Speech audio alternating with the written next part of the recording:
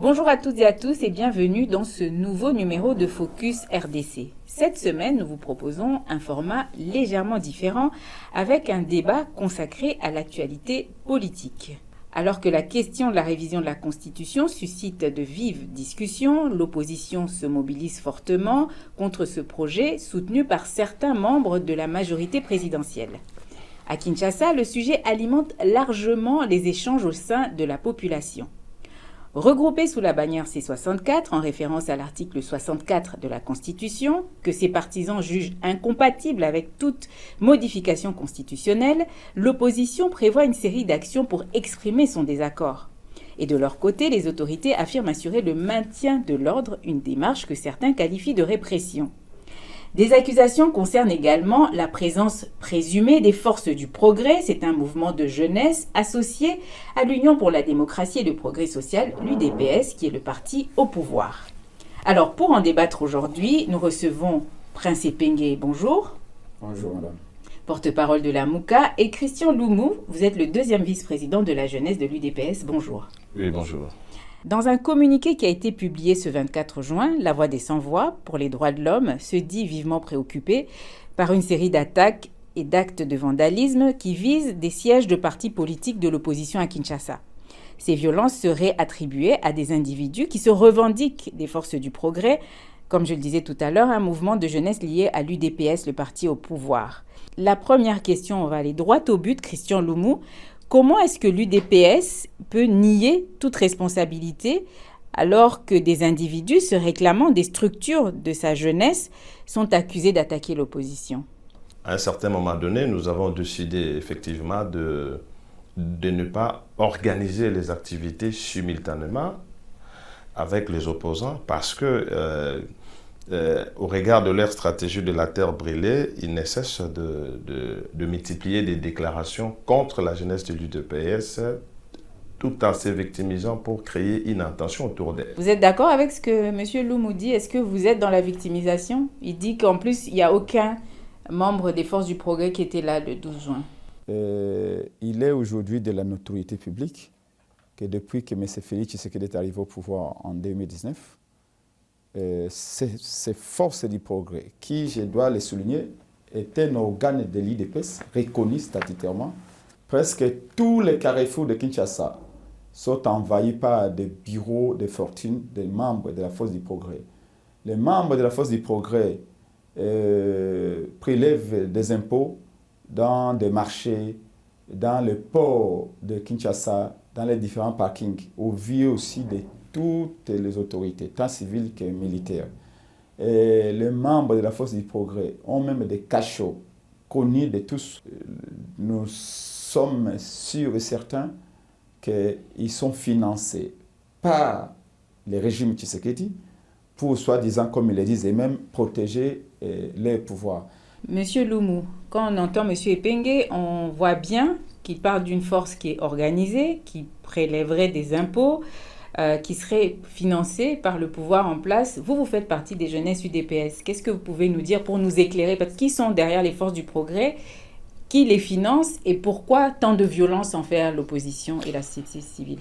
Ce qui se passe aujourd'hui à Kinshasa, ce qu'il venait d'avancer là, le force du progrès de l'IDPS, dont je suis un ancien secrétaire général avant que je ne devienne le vice-président de la République, sont bel et bien connus. Il connaît Jekobea, il connaît Mokato, tout ce monde-là. Nous ne versons pas dans ce genre des actes de vandalisme. Mais seulement, la puissance publique que j'acquise peut-être n'arrive pas à imposer l'ordre public tel quel. Parce que, là, vous parlez de qui? Vous parlez de la police qui devrait imposer? Je parle de la puissance publique, c'est-à-dire la police, l'État congolais, le gouvernement de la ville de Kinshasa. C'est à eux maintenant de pouvoir instaurer l'ordre public. Mais la force du progrès n'a pas vocation à créer de l'ordre de tout le public. Nous avons notre slogan que nous défendons les pouvoirs, nous devons protéger les pouvoirs, mais de manière démocratique. Est-ce que vous y croyez? Est-ce que M. Loumou dit le fait qu'une information a été saisie en justice et que tous ceux qui se réclament des forces du progrès vont devoir répondre de leurs actes devant la justice? Est-ce que vous y croyez, vous, à cette initiative et qu'est-ce que vous en attendez? la plainte déposée par M. Kabouya au nom de l'IDPS au parquet général est une fuite en avant. Mais ce que la force du progrès est en train de faire aujourd'hui, ce n'était pas sa mission initiale. Donc il y a eu détournement de buts et l'objectif de la force du progrès aujourd'hui, c'est de réprimer les populations, de réprimer les opposants, d'empêcher toute contestation des actes posés par le régime, ce qui viole la Constitution et les lois ordinaires. Qu'est-ce qui a changé? Vous étiez ensemble avec M. En fait, aujourd'hui, vous les combattez à l'arme blanche. Récemment, lors des manifestations de l'opposition, lorsqu'ils avaient appelé à un sit-in au Palais du Peuple, vous avez vu le jeune de l'opposition brandissant le machette, les projectiles, les dirigeants contre les forces de l'ordre, alors que ces derniers n'avaient pas des armes à feu pour réprimer violemment le manifestant. Vous allez comprendre que... Mais je sais pas, encore une fois, j'ai l'impression que nous sommes encore au Moyen-Âge où la caméra n'a pas été encore inventée, les téléphones et tout ça. Nous sommes à l'ère du numérique. Les images sont là. La force du progrès est arrivée au siège de l'ECD, au siège de l'ADD Congo, au siège de l'envol et de l'Alliance pour le changement de Jean Kabonde. Ils ont tout pillé. Les images sont là. Et ces jeunes gens opéraient des mèches avec la police. Et quand même la police pose des questions, d'où venez-vous? Ils disent à la police, nous sommes les membres de la Force du Progrès. Et ils ont même donné les unités parce que la Force du Progrès, c'est comme une organisation militaire. Ils ont des unités dedans. Voyez-vous? Donc, ici, je ne vais pas non plus me casser la tête à expliquer parce que le peuple c'est là où je dis que ce sont des accusations mensongères, cher ami. Personne n'a une arme. Par contre, nos militants qui étaient acculés dans les propres sièges se sont défendus à vos côtés avec des armes blanches, des projectiles qu'ils dirigeaient contre les forces de l'ordre. Ici, je venais... Non, mais nous avons les images. Je vais vous les envoyer. On va peut-être justement, on va revenir sur... Mais oui, c'est vous, M. Christian, qui avez appelé la Force du Progrès à descendre dans la rue. Je n'ai pas appelé la Force du Progrès. Vous savez nous avons exhorté les populations à vaquer librement à ces occupations et nous avons mis en garde tous celui parce qu'on était informés de toutes les réunions que vous aviez tenues. Nous étions informés de toutes les stratégies que vous aviez mises en place, de créer la psychose. Nous avons vu les images où le militant de Tchangou, le militant de l'opposition de Tchangou, qui demande de brûler les drapeaux de l'IDPS, Messieurs, on va revenir. etc. Nous avons... On va revenir. Vous ne pouvez pas les renier, mon frère. Là, c'est vous. Je suis de Tchangou, j'ai grandi là-bas. On va revenir. Nous avons des images où vous montez, déchirer les drapeaux de l'IDPS. Tout cela, il s'agissait des actes de provocation. Messieurs, on va revenir. L'IDPS est avant tout un parti tribal, ça tout le monde le sait. Nous combattons la politique. Au niveau de l'avocat, nous combattons le tribalisme, nous combattons le séparatisme. Messieurs, on va revenir dans le débat. On va revenir dans le débat. Par contre, revenons dans le débat. On revient dans le débat, s'il vous plaît, s'il vous plaît, s'il vous plaît. S'il vous plaît, attendez, quand monsieur. Nous fixons une date, Monsieur Epenge. Les dates là. Voilà. Monsieur la Epenge. semaine a 7 jours. On a au moins 30 ou 31 jours les mois. On a 12 mois de l'année. Pourquoi chaque fois que nous fixons une date de notre manifestation, vous improvisez une manifestation à la même date, le même jour, à la même heure. C'est pas la démocratie. Donc l'IDPS ne connaît pas la démocratie. Revenons dans la démocratie. Revenons dans la démocratie, revenons dans le débat. Si le débat, il est autant animé, c'est aussi parce que l'opposition prévoit toute une série d'actions. Il y a eu l'appel à ville morte le 3 juin, le sit-in du 12 juin, l'appel à manifester le 8 juillet dans quelques jours. D'accord ? Mais autour de tout ça, le vrai problème, c'est que vous dites non à la révision de la Constitution et le pouvoir propose de changer la Constitution. Pourquoi vous voulez changer la Constitution? En fait, déjà, les compatriotes, le président de l'ADD Congo, Prince Epenge et nous, en 2006, nous avions été contre cette Constitution.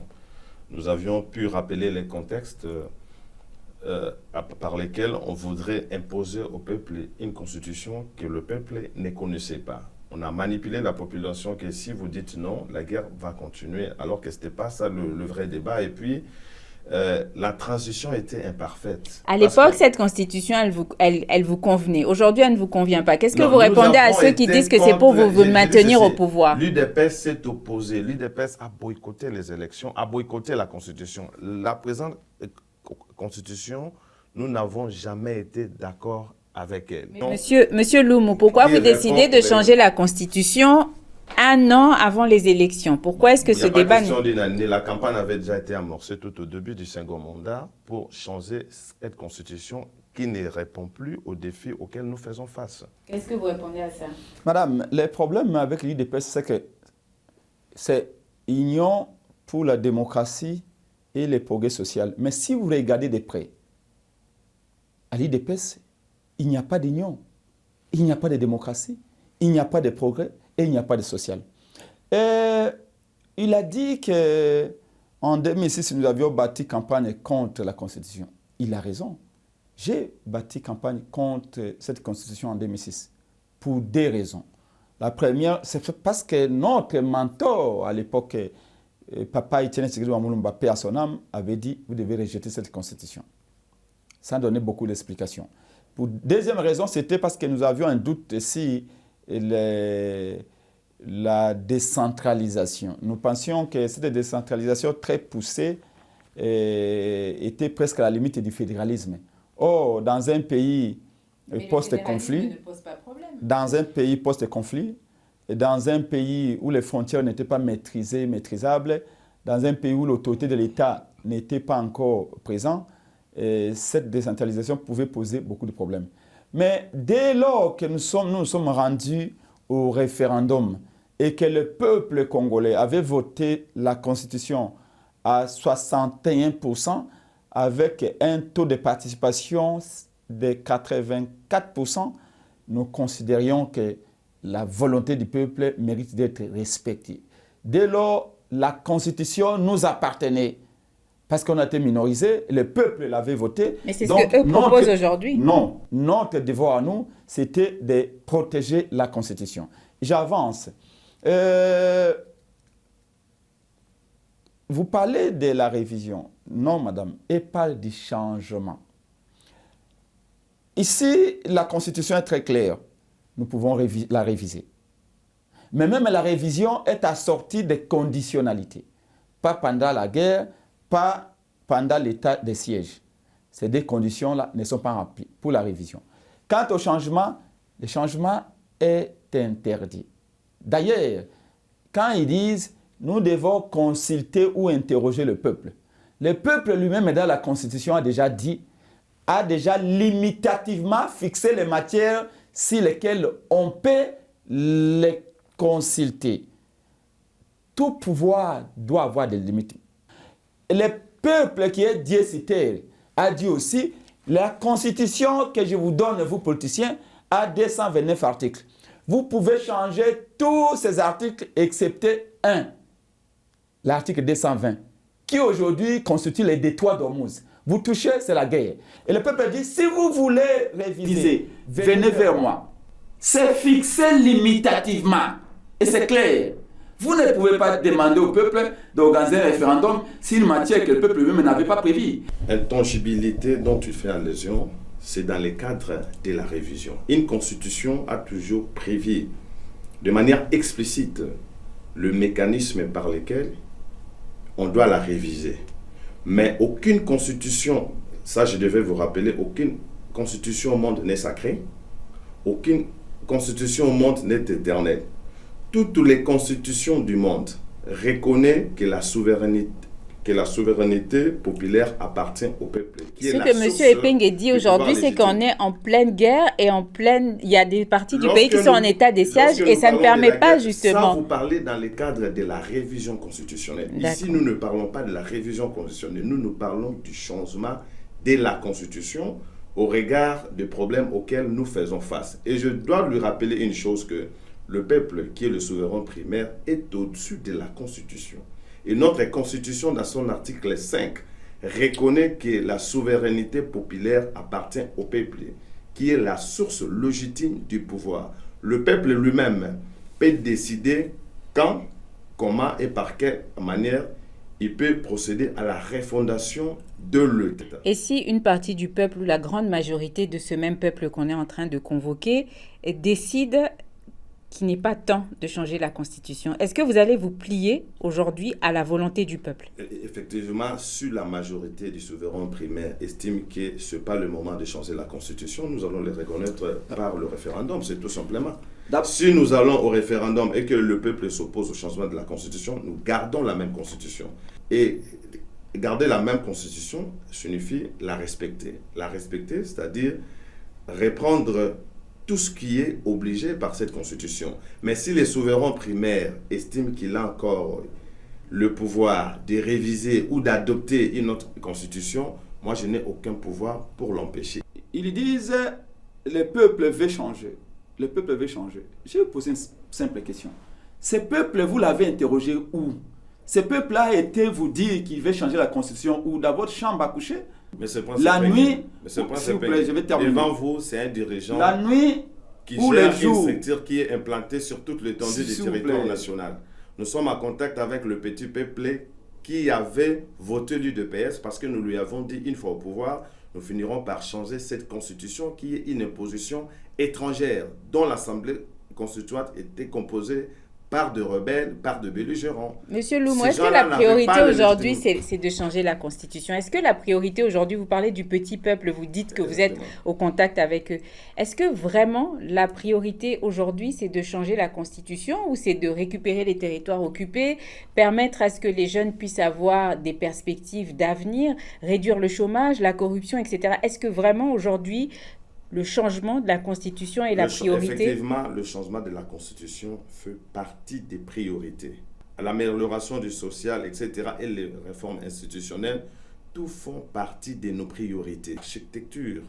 D'abord, là, il se répète, il m'avait interrompu, vous pouvez me protéger pour maintenant mon raisonnement. Être à la hauteur des enjeux auxquels nous faisons face. Il parle du petit peuple. Il n'y a pas de petit peuple, il n'y a qu'un grand peuple que vous avez réduit. Non, vous avez réduit. C'est une figure de style. Vous avez réduit au stade d'esclave. Je suis un petit peu. Madame, le 90% des Congolais n'ont pas d'eau. 90% des Congolais n'ont pas d'électricité. 90% des Congolais ne s'alimentent pas. PAM m'a dit 26 millions de Congolais manquent à manger. 46% des enfants de moins de 5 ans souffrent de l'anémie sévère. Voyez-vous, 70% de Congolais, je crois, vivent avec moins d'$1. Ces petits peuples veulent d'abord qu'on s'occupe de ces questions-là. Aujourd'hui, des provinces sont contrôlées par les rebelles. Ce n'est pas des provinces, c'est deux villes. C'est deux grandes villes qui sont occupées par les terroristes avec lesquels vous composez. Tshisekedi qui défend est incapable de protéger les Congolais. Madame. Non, nous avons hérité cette situation qui date il y a 3 décennies. Quand Tshisekedi prend le pouvoir en 2019, aucun territoire congolais n'était sous occupation. D'ailleurs, Tshisekedi n'avait-il pas loué le fait qu'il ait hérité d'une armée forte des mains de son prédécesseur lors de sa prestation de serment? Ce sont des faits. Ici, je voudrais rappeler que vous savez très bien que le changement de constitution que vous voulez, c'est juste pour que Tshisekedi s'internise au pouvoir. Ça serait déclaré comme réflexion. Je suis désolé, madame, réflexion. Les Congolais ne vont pas mettre 1,5 milliard de dollars de dépenses pour organiser un référendum qui va non seulement consacrer la séparation du Congo, la balkanisation du Congo, mais aussi créer l'instabilité du pays juste pour faire plaisir à M. Tshisekedi. Mais jusqu'à preuve du contraire, on est séparés. Le deux villes de Goma, Bukavu sont tout. Mais on est séparés pourquoi? Parce que vous êtes incapable de protéger les Congolais. Regardez, madame. Parce que nous faisons une honte trahison depuis plus de 3 décennies. Et nous voulons mettre fin à cette situation. Il y a un Congolais qui avait levé la main le 20 janvier 2024 au stade des Martyrs, M. Tshisekedi, lors de sa prestation de serment, qui a dit: moi, M. Félix Tshisekedi, je jure devant le peuple et devant la nation de respecter la Constitution. L'article 5, c'est de respecter la Constitution. Le référendum fait partie des exigences de la Constitution. De respecter la Constitution. Je jure devant le peuple de protéger et de sauvegarder l'intégrité territoriale du Congo. Mais une année et demie après, non seulement il trahit son serment devant son Dieu, il trahit son serment devant le peuple, il trahit son serment de protéger l'intégrité du territoire. Messieurs, madame, quand vous prenez une sentinelle, vous la mettez devant votre maison pour garder la maison et vous allez en voyage. À votre retour, vous trouvez qu'on a tout volé dans la maison. La sentinelle ne peut pas vous demander de l'augmenter. Vous ne l'augmenterez pas parce qu'il n'aura pas fait son travail. Vous allez tout simplement les congédier, les chasser. Comment M. Tshisekedi, qui est la première sentinelle, à qui on a laissé la maison Congo, on a récupéré des provinces. En Ituri, on tue, depuis le début de l'année, nous sommes à plus de 1000 morts. Les Congolais n'ont pas à manger, n'ont pas à boire, n'ont pas de sécurité. Et il dit, augmentez-moi, donnez-moi encore un troisième mandat. Cette sentinelle-là, le peuple ne va pas lui donner un troisième mandat. Le peuple va lui donner un coup de pied dans les derrière pour le virer. Et ce que les Congolais feront, c'est donner un coup de pied dans les derrière de celui qui est là, qui n'a pas si sécurisé le Congo. Je reviens sur la question des priorités. Évidemment, vous avez raison. Mon frère Christian a tort. La priorité aujourd'hui, quand vous interrogez ceux qu'il a appelés le petit peuple, ils vont vous dire, nous restons 4 heures sur les arrêts de bus. Les matins, nous passons 2 heures sur les arrêts de bus. Les soirs, nous passons 2 heures parce qu'il n'y a pas de transport en commun. Mais c'est ce qu'il dit, trouvez-nous d'abord les transports en commun. Vous savez, lors de son programme de gouvernance en 2018, Tshisekedi avait promis de sortir 20 millions de Congolais de la pauvreté. Un programme décennal de 85 milliards. 8 ans après, il a plongé encore 10 millions de Congolais dans la pauvreté. Au lieu d'en sortir 20 millions. Donc, Tshisekedi doit d'abord se préoccuper. Les 20 millions de Congolais qui devaient sortir de la pauvreté, où en sommes-nous? Après la victoire, la qualification de Léopard, les Congolais n'ont pas manqué de lui dire, mais c'est Tshisekedi, nous sommes tous au chômage. Qu'est-ce qu'il a dit? Les Américains viendront avec des emplois. Quand on lui pose la question de la sécurité, il vous dit, les Américains viendront donner la sécurité au Congo. Mais finalement, est-ce qu'on a voté Donald Trump ici au Congo en 2023? Donc, le régime Tshisekedi a montré ses limites. C'est un régime irresponsable. La seule chose que les Congolais entendent, c'est qu'ils terminent les mandats et qu'ils s'en aillent. La démarche de changer la Constitution, en réalité, madame, est un cadeau qu'il veut faire à Paul Kagame, l'allié de Félix Tshisekedi, pour que les territoires de Goma, de Bukavu, de Bunagana se séparent du Congo définitivement. Qui dit référendum dit la séparation du Congo, la validation de la séparation du Congo. Et nous de l'opposition, nous qui sommes avec le peuple, vous avez vu, on a organisé la ville morte, le peuple a respecté. Au-delà de Kinshasa, vous avez vu même à Beni, vous avez vu même à Goma, vous avez vu au Katanga, vous avez vu à l'Équateur, les gens ont respecté. Nous avons dit, sit-in, les Congolais sont sortis par des milliers. Le 8 juillet prochain, il y aura des marches partout pour dire à M. Tshisekedi, la seule chose que nous demandons, c'est de respecter les textes. La seule chose que nous demandons, c'est de respecter la Constitution. Faire autre chose serait déclarer la guerre au peuple. Et croyez-moi, madame, Kabila avait déclaré la guerre au peuple, vous connaissez la suite. Tshisekedi est déjà perdant dans cette bataille. Il n'y aura pas de changement de Constitution, il n'y aura pas de référendum. Si il tente ou il s'entête, madame, soit ça passe, soit ça casse. Et donc, aujourd'hui, pour nous, de la MOUCA, de la DD Congo et de la C64, les priorités sont ailleurs. La priorité, ce n'est pas de changer la Constitution pour qu'un homme se maintienne au pouvoir. On va chuter tout doucement. Monsieur Loumou, qu'est-ce que vous répondez à ça de manière sommaire? Bon, ils disent que nous ne pouvons pas organiser les référendums parce que les lignes de principales villes de notre pays sont occupées, notamment la ville de Goma, Bukavu, et ils parlent également du Bunagana. On ne pouvait pas organiser les élections pour ça. Si c'est vraiment la logique, c'est-à-dire qu'en 2028, on ne saura pas non plus organiser les élections parce que les deux villes en question sont occupées par les terroristes d'IM23. Et ça, c'est une mauvaise appréciation de la situation du pays. Dès lorsqu'il parle de la guerre à l'Est, mais c'est une situation que nous avons héritée, qui date depuis 1996. c'est depuis plus de 30 ans que la partie orientale du pays fait l'objet d'une guerre d'agression, de pillage systématique, de déplacement massif des populations, de viols sur nos sœurs mineures, femmes, etc. Ça, c'est pas Tshisekedi qui a créé ça. Ça, c'est pas un fait récent. C'est un fait que nous avons trouvé et nous sommes déterminés à mettre fin à ça, effectivement, sous le leadership du président Tshisekedi. Lorsqu'il parle des exigences, nous n'avons jamais réfuté que nous avons besoin de la paix, la sécurité, l'amélioration des conditions sociales, etc. Mais vous savez, lorsqu'il y a le faiblesse, c'est par là d'où viennent les idées de réforme. Nous réformons l'État parce que nous en identifions le faiblesse. Il parle qu'on ne peut pas organiser les élections sans Goma et Bukavu. Je rappelle que en 2014, l'Ukraine a organisé des élections sans Donbass et la Crimée. Nous n'avons pas renoncé à la ville de Goma et Bukavu. Ces deux villes restent des villes congolaises. Elles ne sont pas de villes rwandaises. Et ça, c'est de 1, 2, 2. Donc, sur le plan juridique, ce sont des villes congolaises et des populations qui s'y trouvent. Ce sont des Congolais de père et de mère. Malheureusement, ils font l'objet d'un complot de haut niveau orchestré depuis plus de 30 ans. Alors, nous ne pouvons jamais, un pays sérieux ne peut jamais suspendre les réflexions ou les réformes parce qu'ils font face à une situation de crise de manière involontaire. Nous sommes victimes de cette guerre d'agression. Et nous, est-ce que vous avez déjà vécu des crises volontaires? S'il vous plaît. Je parle. Quel est le président qui n'hérite pas de problèmes? Tous les présidents du monde ont toujours hérité des problèmes. Voilà. Quand Mobutu arrive au pouvoir, c'est pour résoudre les problèmes. Donc il en avait hérité. Quand Kabila arrive au pouvoir, Kabila arrive dans un pays où il y avait. Le pays était divisé peut-être à 10 morceaux. Kabila trouve aussi des problèmes. Même moi, Epenge, qui a des aspirations, Epenge, les jours où je suis président, je vais trouver aussi des problèmes. Maintenant, le mérite, c'est d'avoir la capacité de les résoudre.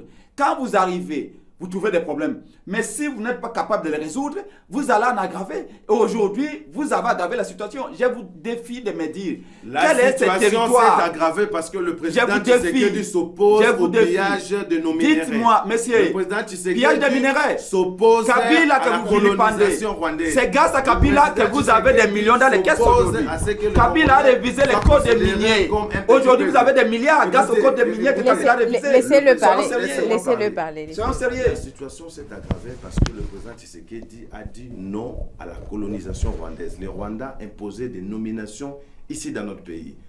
La situation s'est aggravée parce que le Rwanda veut toujours continuer à piller nos ressources minières et forestières. On va revenir sur plusieurs rapports du groupe d'experts des Nations Unies. Monsieur Loumou, on va revenir sur la politique interne. Et nous ne pouvons jamais Monsieur Loumou, continuer à on va vivre revenir cette sur humiliation. Monsieur Raison Loumou, pour laquelle on va le Rwanda revenir. nous fait la guerre et la communauté internationale a pris des sanctions contre le Rwanda, l'Allemagne, la Grande-Bretagne, la Belgique, les États-Unis. Et nous saluons nos vrais partenaires traditionnels de notre pays qui accompagnent le peuple à mettre fin à cette humiliation. On va revenir sur la politique interne. Toutes interne. les trahisons que nous avons connues, nous estimons que la présence du président Tshisekedi, qui est déterminé à mettre fin à tout cela, reste de mise. Et nous sommes en démocratie. Si vous n'êtes pas d'accord avec, nous consultons les souverains primaires dont vous dites qu'ils vous font confiance. Pourquoi avez-vous peur de consulter les souverains primaires qui doivent nous dire ce qu'ils pensent de ces situations? On n'a pas peur. À laquelle nous faisons face, la guerre d'agression, etc. Nos deux missions sont occupées. Consultons le peuple. Pourquoi vous avez peur de consulter? Deux raisons. On n'a pas peur du référendum. Il y a deux raisons pourquoi nous opposons au référendum. Première raison, c'est que la Constitution ne le permet pas. Non.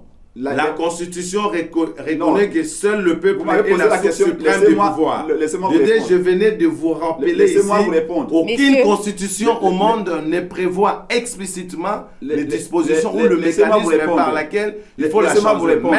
Même la Constitution de la 5e République française a été adoptée sans que celle de la 4e prévoie le mécanisme. La première raison, c'est que de son remplacement. La Constitution... Ça, c'est une coutume. La Constitution prévoit des manières limitatives. Ça, nous parlons dans le cadre d'une révision constitutionnelle. Il faut faire la différence entre la notion de révision et celle du changement. On a révisé... La Constitution a prévu les mécanismes de sa révision. Les peuples Mais de exercent... manière explicite, Attendez. Laissez-le. Les peuples exercent son pouvoir de deux manières. Il peut l'exercer de manière directe par la voie référendaire et de manière indirecte par la voie des élections, notamment en élisant des députés, en élisant un président. Par la voie directe et référendum, le peuple a limitativement défini les matières qui peuvent faire objet du référendum. Donc, le peuple, si vraiment vous respectez le peuple, vous allez respecter ce que lui-même a décrit. Le peuple a dit, si vous voulez me consulter directement par le référendum, voilà les matières sur lesquelles vous pouvez me consulter. Dans le cadre de la révision, l'intangibilité insiste sur la révision. C'est pour cela que nous refusons le référendum. Deuxième raison pour laquelle nous refusons le référendum, c'est que vous qui avez déjà organisé les élections pendant 7 jours et 7 longues nuits, en violant l'article 52 de la loi électorale, qui dit que le vote commence à 6 heures et s'arrête à 17 heures, vous avez organisé les élections pendant 7 jours et 7 longues nuits. Si vous avez triché les élections, vous croyez que les élections, le référendum qui est la mère des élections, que vous n'allez pas tricher? Alors, et donc, pour cette raison-là, le référendum, pour changer la constitution, c'est interdit. Les élections, vous les avez trichées, donc vous allez tricher aussi les référendums. Pour ces deux raisons, nous pensons que c'est une mission suicide dans laquelle vous vous êtes engagés. Et donc, pour préserver la paix sociale, pour préserver l'unité du Congo, nous ne voulons pas de ces référendums. Et tant que nous sommes vivants dans ce pays, vous ne l'organiserez pas dans ces conditions, parce que référendum veut dire le départ définitif de Goma et de Bukavu pour que vous puissiez faire cadeau à votre allié qui est Paul Kagame. Messieurs, vous avez débattu. On a entendu, pas de révision ni de changement de la Constitution. Changement de la Constitution via voie référendaire. La prochaine activité de l'opposition est prévue pour le 8 juillet. On va chuter. Quel message aujourd'hui est-ce que vous dites à ce petit peuple, entre guillemets, donc au peuple congolais? Quel est votre message très court? Notre message au peuple est celui de garder l'espoir. Nous sommes déterminés à mettre fin à cette guerre qui a commencé il y a de cela 30 ans. Moi, j'étais encore mineur. Et à ce peuple-là, qui est la source légitime du pouvoir, qui est le vrai souverain primaire, nous allons également lui consulter pour lui présenter la situation telle qu'elle et soumettre à son appréciation en tant que souverain primaire les différentes propositions pour que nous puissions améliorer cette situation de haute trahison dont le pays fait face. Le pillage systématique de nos minéraux qui a commencé il y a de cela 30 ans, le président Tshisekedi est déterminé à mettre fin à cela. L'infiltration de nos services de renseignement, les services de sécurité, etc. Oui. Aujourd'hui, nous devons demander à ces peuples-là, il faut toujours rester dans ce système de haute trahison, de guerre d'agression, où il faut que nous puissions refonder l'État, que nous puissions donner à l'État congolais le moyen suffisant pour répondre de manière efficace aux défis auxquels nous faisons face. À ce peuple-là de garder l'espoir, de ne pas se laisser emporter par ceux qui enseignent l'inconscience du tribalisme, par ceux-là qui respectent la volonté de Kagame. La volonté de Kagame est de chasser le président Tshisekedi à la tête de ce pays. Au peuple congolais et à tous ceux qui vont nous suivre, j'ai dit le changement de constitution ne servira qu'aux intérêts d'un seul homme, M. Félix Tshisekedi. Il veut avoir un troisième mandat. Il veut rester au pouvoir. Est-ce que nous devons accepter qu'on décaisse presque 2 milliards de dollars qui peuvent construire une route d'ici jusqu'au Katanga, juste pour qu'un homme puisse se satisfaire, un homme puisse rester au pouvoir, pour donner quoi encore? Je voudrais dire aux Congolais que pour préserver l'unité du Congo, pour garantir l'intégrité de son territoire, la moindre chose qu'on puisse faire, c'est faire tout pour que les textes soient respectés. La paix ne sera jamais au Congo. L'unité des Congolais ne sera jamais préservée si on ne respecte pas les textes. Et je suis désolé de constater que l'IDPS a demandé aux Congolais de sortir dans les rues dans tout le Congo pendant plus de 30 ans pour dire que nous devons devenir un état de droit. Mais un état de droit, c'est un état où les principes sont respectés. Un état où on dit votre mandat est de 5 ans une fois renouvelable. Vous faites vos 5 ans, si le peuple t'aime, vous donne encore 5 ans, 10 ans après, vous quittez, vous saluez l'autre et vous partez. Mais ici, on voit un homme qui est arrivé déjà par la faute et qui s'est maintenu par la faute et qui arrive à la fin de son mandat et qui dit « Moi, je reste là ». Est-ce que c'est ça l'état des droits que l'IDPS, pour lequel l'IDPS avait sorti des millions de Congolais dans la rivière? Ça veut dire que l'IDPS était tout simplement un lion qui avait le visage d'un agneau. Et aujourd'hui, nous savons qui est l'IDPS. C'est ce jeune garçon qui s'était déguisé en jeune fille pendant 30 ans, mais quand un coup de vin est arrivé, a soulevé sa jupette, on s'est rendu compte que c'est un garçon, ce n'était pas une belle fille du quartier qu'on pensait. Donc la vérité est là, tous les Congolais le savent, l'IDPS est un parti qui était foncièrement dictatorial. Un parti qui voulait simplement être au pouvoir et montrer combien il était sauvage, il était brutal. Maintenant, les combats que nous menons, je chute, ce n'est pas un combat contre Félix. Je répète, Félix est notre frère. Nous l'aimons beaucoup.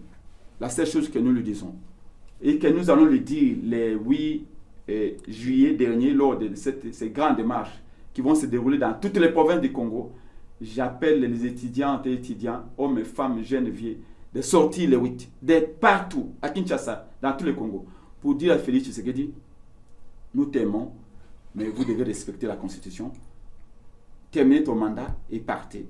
Le Congo a 120 millions d'enfants. Parmi ces 120 millions d'enfants, il y a un enfant aussi intelligent, aussi compétent pour remplacer Tshisekedi. Et après Tshisekedi, si c'est Fayoul qui arrive, si c'est Katumbi qui arrive, si c'est Peng qui arrive, si c'est Kisialoum qui arrive, si c'est Kabouya, on lui dira aussi, faites vos 10 ans et partez. Ainsi va la vie, ainsi se construit une nation. Quant au reste, par rapport aux priorités, nous disons la priorité. Le peuple congolais sait qu'il veut que Tshisekedi fasse, que Tshisekedi lui crée des emplois qu'il avait promis, que Tshisekedi donne de l'électricité, donne de l'eau, surtout donne la sécurité. Et je chute par une question, il n'est pas obligé de me répondre. Quand Tshisekedi arrive au pouvoir, que Kisialoum nous dise, qu'il nous donne les noms d'un seul territoire que Tshisekedi a trouvé entre les mains de Kagame. Et dans ce pays, qui est celui qui a appelé Kagame un ami et un allié privilégié? Je réponds moi-même, c'est Félix Tshisekedi. Pendant 3 ans, Félix Tshisekedi était copain avec Kagame. C'est le pays qu'il a le plus visité au monde, avant qu'il puisse se brouiller. Avant que la ligne des miels ne tourne au divorce entre les deux. De 2019 en 2021, Félix Tshisekedi partait au Rwanda presque chaque week-end. Et donc, il ne faut pas aujourd'hui dire que non, c'est Fayoulou qui est avec le Rwanda. Au contraire, Fayoulou dit que si Tshisekedi fait le référendum, c'est un moyen de donner le Goma et Bukavu à Kagame. Et tout le monde doit le savoir. Donc, il n'y aura pas de référendum. Il n'y aura pas. Vont se retirer de ces deux villes de Goma Bukavu. Si on ne fait pas le référendum, c'est pourquoi nous avons parlé de l'unité entre Congolais. Vous avez vu le président Ndayishimiye, le président burundais, qui est arrivé hier, avant-hier ici. Qu'est-ce qu'il vous a dit? Dans ce contexte ici, même il a fallu qu'un président étranger, Ndayishimiye, vienne pour dire à Félix Tshisekedi que dans ce contexte, vous perdez votre pays.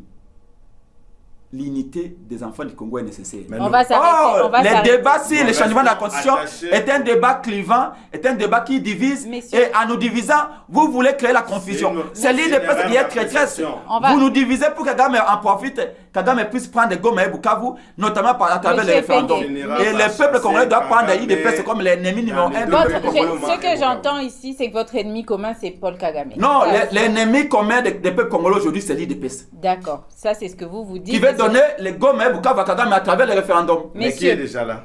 Messieurs. C'est Tshisekedi qui est à Goma et à Bukavu. Messieurs, merci beaucoup d'avoir participé à cette émission. On ne va pas vider tout le débat. Ce qui est sûr, c'est que vous appelez à une manifestation le 8 juillet. Ils ont dit qu'ils ne seront pas là. Ça ne correspond pas à leur calendrier. Les forces du progrès ne seront pas présentes. Non, ils vont infiltrer. Et nous leur disons, ils vont infiltrer avec les forces du progrès. Et nous leur interdisons, c'est la terre brûlée. Ce sont des gens avec qui nous avons travaillé, même ceux qui l'ont rejoint, nous avons travaillé avec eux, nous connaissons même ceux-là avec qui ils sont en alliance. Messieurs, on parle de République démocratique du Congo, on espère que la démocratie l'emportera. Merci à tous les deux. La démocratie, tout doit être fait de manière pacifique et à la fin, il faut soumettre nos propositions à l'appréciation du souverain primaire qui est le peuple, la vraie source légitime du pouvoir. Merci à tous les deux. On se retrouve pour une prochaine fois pour un autre débat. Celui qui affame le peuple ne le respecte pas. Merci. Celui qui ne donne pas de l'eau au peuple ne le respecte pas. Donc, laissez le peuple tranquille.